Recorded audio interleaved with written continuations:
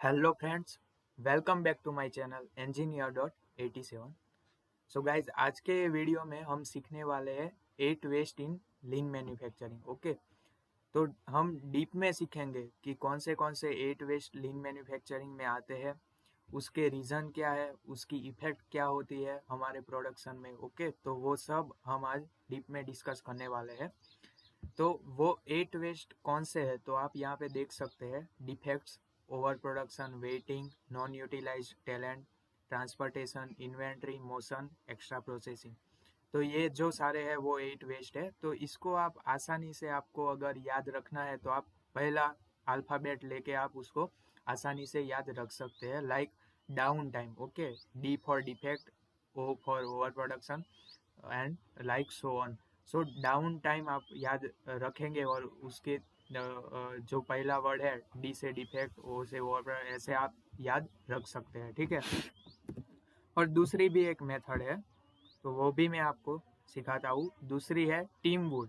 Team would say आप याद रख सकते हैं: T for transportation, I for inventory, M for motion, W is for waiting and O is over production, second O is for over processing, D for defects and S for skill. तो ऐसे भी आप याद रख सकते हैं।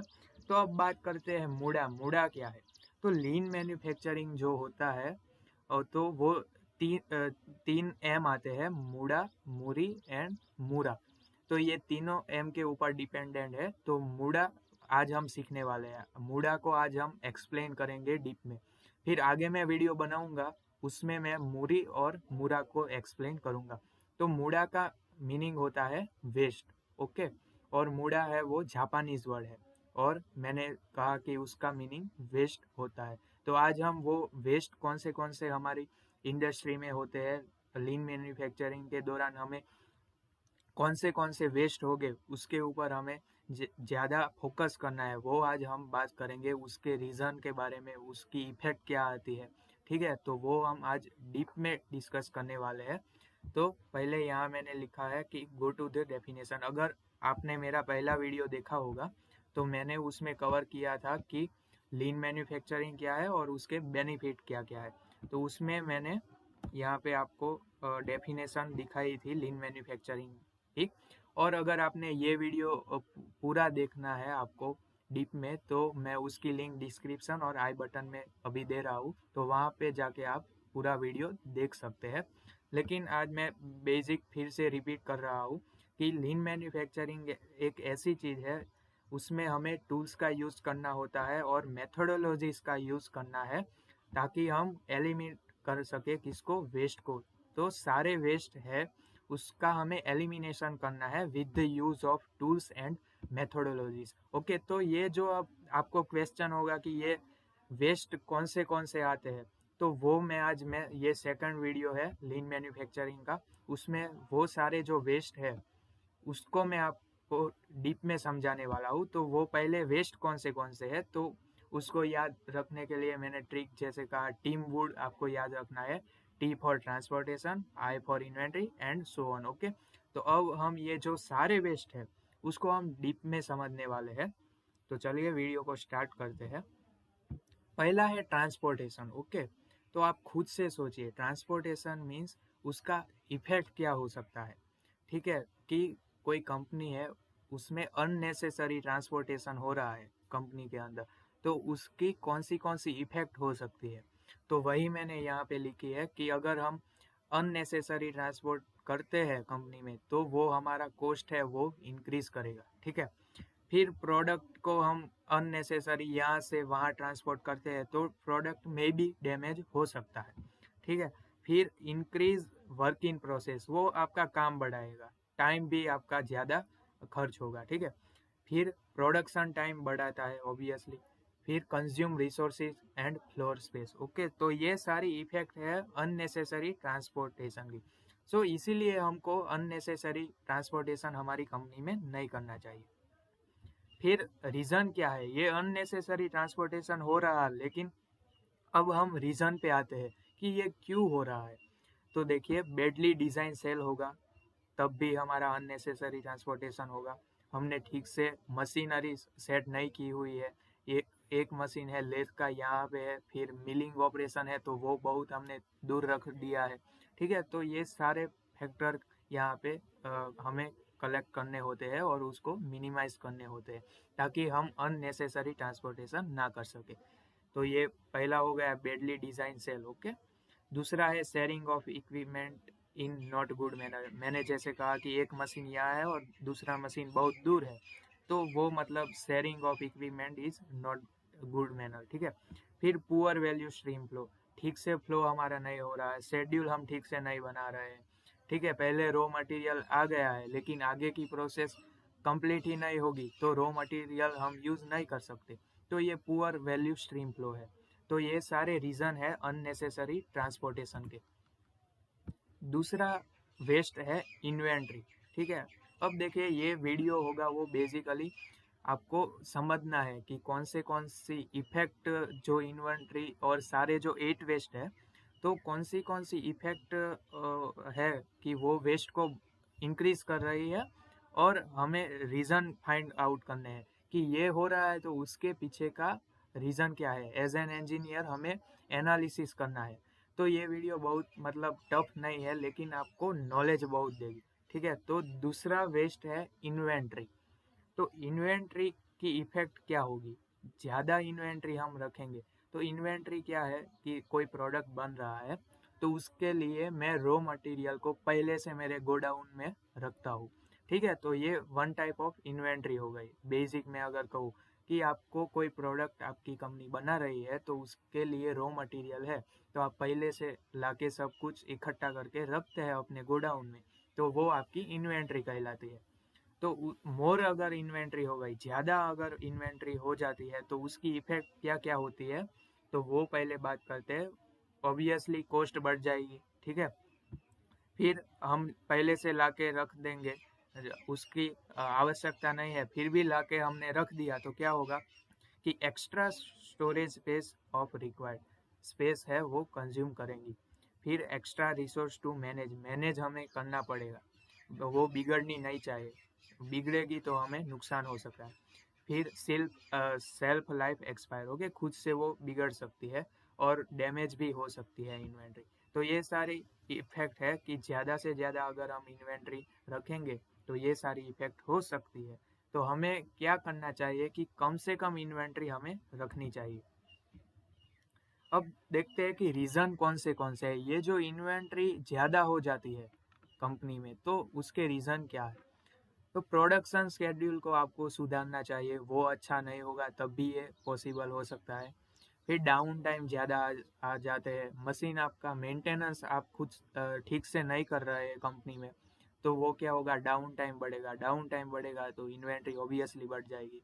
फिर push instead of पुल, तो ये जो वर्ड है वो कानबान में आता है, तो वो सब मैं कवर करने वाला हूँ। आप मेरे साथ जुड़े रहना, और अगर हाँ नए हैं तो प्लीज़ सब्सक्राइब कर देना, और आपको पढ़ने में मज़ा आता है मेरे वीडियो तो अपने फ्रेंड्स के साथ शेयर करना मत भूलना। तो ये जो पुश है इंस्टेड ऑफ पुल, तो ये हम कानबान में सीखने वाले हैं आगे। तो अभी तो मैंने जस्ट स्टार्ट किया है ये लीन मैन्युफैक्चरिंग। मैंने ये दूसरा वीडियो है लीन मैन्युफैक्चरिंग के ऊपर, पहला था इंट्रोडक्शन, तो वो लिंक मैं डिस्क्रिप्शन में दे रहा हूँ, वहाँ से आप देख सकते हैं। और ये दूसरा वीडियो है। ठीक है, फिर होगा अनरिलायबल सप्लायर। सप्लायर आपका अच्छे से सप्लाई नहीं कर रहा है तो भी आपकी इन्वेंट्री है वो बढ़ सकती है।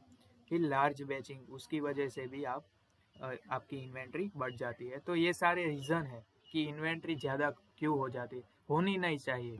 ठीक है, तो वो हम कानबान में डीप में सीखेंगे कि कैसे हम कंट्रोल करते हैं इन्वेंट्री को। तीसरा जो वेस्ट है वो है मोशन। तो मोशन वेस्ट क्या है, मतलब all movement of an employ that are not directly related to actual work done are therefore waste. कोई सारे एम्प्लॉय है तो वो अननेसेसरी यहाँ से वहाँ घूम रहे हैं, तो मतलब वो क्या होगा कि वेस्ट हो जाएगा, हमारे एक्चुअल वर्क नहीं कर रहे हैं तो वो हमारा वेस्ट कहलाता है। Means unnecessary motion of employ is waste. Okay, तो पहले इफेक्ट देखते हैं। सारे में हमने देखिए, मैंने पहले ही कहा इसमें हम जो 8 वेस्ट हो गए उसकी इफेक्ट देखेंगे और रीज़न देखेंगे, ताकि आप अगर इंडस्ट्री में जाए आगे तो आपको क्या कि पहले से ये सारे वेस्ट पता हो तो आप ये इफेक्ट और रीज़न आपको अगर पता होगे तो आप डायरेक्ट उसको कम करने का ट्राई करेंगे, ठीक है। तो मोशन है, मोशन उसकी इफेक्ट्स अननेसेसरी मोशन मैं करूँगा तो क्या क्या इफेक्ट हो सकती है ऑर्गेनाइजेशन में। तो देखिए, इट इंटरप्ट प्रोडक्शन फ्लो है उसको डिस्टर्ब करता है।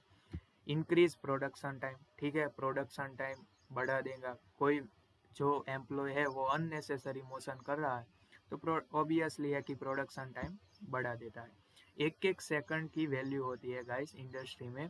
अगर आपने हीरो मोटर का वीडियो देखा होगा तो शायद वो एक दिन में 27,000 बाइक्स है वो प्रोड्यूस करती है, बनाती है। तो आप सोच सकते हैं कि मतलब टाइम कितना इम्पोर्टेंट है। फिर अननेसेसरी मोशन होगा तो इंजरी भी हो सकती है, ठीक है। रीजन क्या है अननेसेसरी मोशन होने के? रीजन है, देखिए, no standard operating procedures, okay, standard procedure नहीं है ऑर्गेनाइजेशन में। फिर बैडली डिजाइन सेल, ये बहुत सारे चीज में आएगा। बैडली डिजाइन सेल, आपको डिजाइन सेल बहुत अच्छा बनाना है ताकि आपका वेस्ट है वो कम हो सके। फिर एम्प्लॉय की लैक ऑफ स्किल हो सकती है, आपने गाइड नहीं किया है एम्प्लॉय को कि कैसे वर्क करना है, ठीक है, तो ये अननेसेसरी मोशन है। तो इसमें 5S भी आ जाता है कि 5S आपका अच्छा नहीं है तो आपका जो ये मोशन है वो अननेसेसरी होता रहेगा। तो वो भी मैंने वीडियो बनाया है कि 5S क्या है, वो बेसिकली जापानीज टेक्निक है। तो वो अगर आपको देखना है तो वो भी मैं डिस्क्रिप्शन और अभी मैं आई बटन में दे रहा हूँ, तो वहाँ पे जाके आप देख सकते हैं। चौथा वेस्ट है वेटिंग्स। लेकिन किसका वेटिंग, कैसा कैसा वेटिंग हो सकता है ऑर्गेनाइजेशन में, तो आप यहाँ पे देख सकते हैं। Waiting for material, raw material है उसके लिए आप वेटिंग कर रहे हैं। क्वालिटी कंट्रोल के लिए आप वेटिंग कर रहे हैं। फिर चेंज ओवर कुछ हो रहा है उसके लिए वेटिंग कर रहे हैं। तो ये सारे वेटिंग हो सकते हैं आपके कंपनी में। उसकी इफेक्ट क्या होगी, वेटिंग करेंगे तो इफेक्ट क्या होगी कि प्रोडक्शन को स्टार्ट स्टॉप करना पड़ेगा, ठीक है, वर्क फ्लो है वो पुअर होगा। फिर लॉन्ग लीड टाइम, ओके, फिर फेल्ड डिलीवरी डेट्स, तो कस्टमर सेटिस्फेक्शन आपका अच्छा नहीं रहेगा। तो वो आपके प्रोडक्ट कंपनी के ऊपर बहुत बड़ा इम्पैक्ट डालेगा कि कस्टमर को आपने डेट दी है वहाँ पे उसी टाइम वो प्रोडक्ट उनके वहाँ नहीं पहुँच रहा है तो वो अनसेटिस्फाइड हो गए कस्टमर और वो आपके कंपनी में बिग इम्पैक्ट डालता है, ठीक है। फिर इसके रीज़न क्या है? Lack of skill, break down, inefficient production planning. तो ये क्योज थे वेटिंग्स के। वेटिंग क्यों होगा कंपनी में? तो कि स्किल नहीं होगा, ब्रेक डाउन ज़्यादा से ज़्यादा होगा, यानी कि मेंटेनेंस आपको अच्छा रखना है। ब्रेक डाउन कब कम होगा? जब आप मेंटेनेंस करते रहेंगे अपने मशीनरी का, तब ब्रेक डाउन कम होते रहेंगे। फिर इनएफिशिएंट प्रोडक्शन प्लानिंग आपको करनी होगी ताकि हम वेटिंग कम से कम कर सके। पांचवा जो वेस्ट है वो है ओवर प्रोडक्शन। ओवर प्रोडक्शन यानी कि प्रोड्यूस विदाउट ऑर्डर और कस्टमर, ऑर्डर नहीं है फिर भी हम बना ही जा रहे कस्टमर, हमने सर्वे किया नहीं कि कितनी डिमांड है लेकिन हम सप्लाई है वो बढ़ा ही जा रहे, तो ये ओवर प्रोडक्शन हो गया। तो उसकी इफेक्ट क्या होगी? तो आप खुद सोचिए, कॉस्ट कॉस्ट तो मोस्ट ऑफ में आ जाएगा कि आप मतलब कुछ आपका जरूरी नहीं है फिर भी आप बना चाह रहे हो तो कॉस्ट तो इंक्रीज होगा ही। फिर इन्वेंट्री इंक्रीज होगा, ठीक है, फिर रिवर्क करना पड़ेगा, ठीक है, हम पहले से रख देंगे तो डैमेज होगा तो हमें वो वर्क पीस है उसको रिवर्क करना पड़ेगा। तो ये हो गया ओवर प्रोडक्शन। और वो क्यों होता है? तो पहले ही मैंने कहा कि lack of customer focus, customer के ऊपर आप फोकस नहीं कर रहे, आप सिर्फ सप्लाई बढ़ाते ही जा रहे। फिर लुक्स बेटर टू बिजी, मतलब आपका एटीट्यूड ऐसा है कि हमें बिजी ही रहना है, तो उससे भी क्या हो सकता है, ओवर प्रोडक्शन हो सकता है। फिर large batch size and push rather than pull, ये फिर से कानबान का टॉपिक आ गया, ठीक है, तो हम आगे बात करेंगे कानबान क्या है, आप जुड़े रहना सिर्फ। फिर उसके बाद है ओवर प्रोसेस। ओवर प्रोडक्शन हमने देख लिया। अब उसके बाद है ओवर प्रोसेसिस। तो ये क्या होता है? ओवर प्रोसेस मीन्स कि प्रोसेस मतलब कोई काम है वो 1 घंटे में ख़त्म हो रहा है, लेकिन आप उसको ख़त्म करने में 2 घंटे लगा रहे हो, तो आपने अपना टाइम वेस्ट किया, तो वो हो गया ओवर प्रोसेसिस। तो उसके रीज़न कौन से हैं? पुअर 5S, ठीक है। तो ये 5S का तो मैंने वीडियो बना दिया है, तो लिंक आप डिस्क्रिप्शन में दे रहा हूँ, तो वहाँ पे जाके देख सकते हैं कि 5S क्या है। वो बहुत इम्पोर्टेंट है, आपको डेली लाइफ में भी यूज़फुल होता है ये 5S। फिर हम रॉन्ग टूल का यूज़ करते हैं, तो वो ओवर प्रोसेस हो गया, ठीक है। रॉन्ग प्रोसेस पे जाते हैं, रॉन्ग पाथ पे जाते हैं, तो वो ओवर प्रोसेस हो गया। फिर हमारा एटीट्यूड ऐसा होता है ना कि ऐसे ही होगा, तो वो भी मतलब आपको ले जाता है ओवर प्रोसेस की तरफ। तो किसी की सुनना चाहिए, ये लाइफ में भी यूज़फुल होगा आपको। किसी का सुनोगे तभी तो आपको आइडिया लगेगा, तो आप ज़्यादा हार्ड वर्किंग की जगह आप स्मार्ट वर्किंग करेंगे, ठीक है। फिर प्रोसेस को आप नहीं समझते हैं, तो उसकी वजह से भी ओवर प्रोसेस होगा। लैक ऑफ एसओपी, ठीक है, एसओपी हमें अच्छे से बनानी चाहिए। Lack of innovation and improvement करने चाहिए हमारी ऑर्गेनाइजेशन में। उसके बाद 7वां वेस्ट है डिफेक्ट्स। ओके, तो डिफेक्ट्स की इफेक्ट्स क्या है? अगर हम ज़्यादा से ज़्यादा हमारी कंपनी में डिफेक्ट्स प्रोडक्ट बनाते हैं, तो क्या होगा कि मोर मटेरियल नीडेड, ज़्यादा से ज़्यादा मटेरियल चाहिए, एनर्जी कंजप्शन होगी एम्प्लॉय की, no plant time production capacity. Okay, plant time नहीं होगा, ब्रेक डाउन आ सकते हैं, ब्रेक डाउन आएगा तो सप्लाई डिमांड जितनी होगी उतनी सप्लाई नहीं होगी, तो आपको लॉस हो सकता है कंपनी में। मोर प्लेस चाहिए, मोर ट्रांसपोर्टेशन बढ़ेगा, कॉस्ट तो इंक्रीज होगी, शेड्यूल आपका इंटरप्ट होगा, डिस्टर्ब होगा। फिर ये मेन है, कस्टमर का कॉन्फिडेंस रिड्यूस होगा। तो आप वर्ल्ड का कोई भी ऑर्गेनाइजेशन लेंगे, तो उसमें मेन जो पहली थिंग आएगी वो होगी कस्टमर सेटिस्फेक्शन। ये बात आप हमेशा याद रखना कि हमें कस्टमर सेटिस्फेक्शन जितना आप बढ़ाएंगे, उतनी कंपनी आपकी ग्रोथ ज़्यादा करेगी। तो ये बहुत ही इम्पोर्टेंट है। रीज़न क्या है डिफेक्ट्स के? Out of control process, okay, lack of skill अच्छी नहीं है, एक्यूरेट डिज़ाइन नहीं है। यहाँ से स्टार्ट होती है डिफेक्ट्स। डिज़ाइन आपको एक्यूरेट बनानी है कोई भी प्रोडक्ट की, तो आपकी कम से कम डिफेक्ट्स होगी। मशीन बहुत ओल्ड हो चुके हैं, मेंटेनेंस आप नहीं कर रहे हैं, तो भी डिफेक्ट्स है वो बढ़ सकती है। और प्रोसेस आउट ऑफ कंट्रोल हो तब भी डिफेक्ट्स हो सकती है। And 8 waste is also described as the waste of unused human talent. Okay, तो 8वां वेस्ट कौन सा है? तो हम हमारे एम्प्लॉय है वो उनका 100% नहीं दे रहे हैं, तो वो भी एक वेस्ट कहलाता है, और वो है 8 waste. And it is the waste of unused human talent. Human talent का हम 100% यूज़ नहीं करते, तो वो भी एक वेस्ट कहलाता है। So guys, thank you so much for watching, and like, share and subscribe my channel and share with your friend also. So guys, I hope कि आपको जो ये 8 वेस्ट है लीन मैन्युफैक्चरिंग में, वो आपको समझ में आ गए होंगे। आपको बेसिक फंडा क्लियर हो गया होगा कि कौन से 8 वेस्ट आते हैं और उनकी इफेक्ट क्या है, और वो हो रहे हैं उनके रीज़न क्या है। तो आई होप गाइज आपको अच्छे से समझ में आया होगा। पहला वीडियो आपने अगर नहीं देखा है तो प्लीज़ देख लेना, वो था इंट्रोडक्शन ऑन लीन मैन्युफैक्चरिंग। अभी ये जो वीडियो है वो मेरा सेकंड वीडियो है लीन मैन्युफैक्चरिंग के ऊपर। So guys, thank you for watching, have a nice day.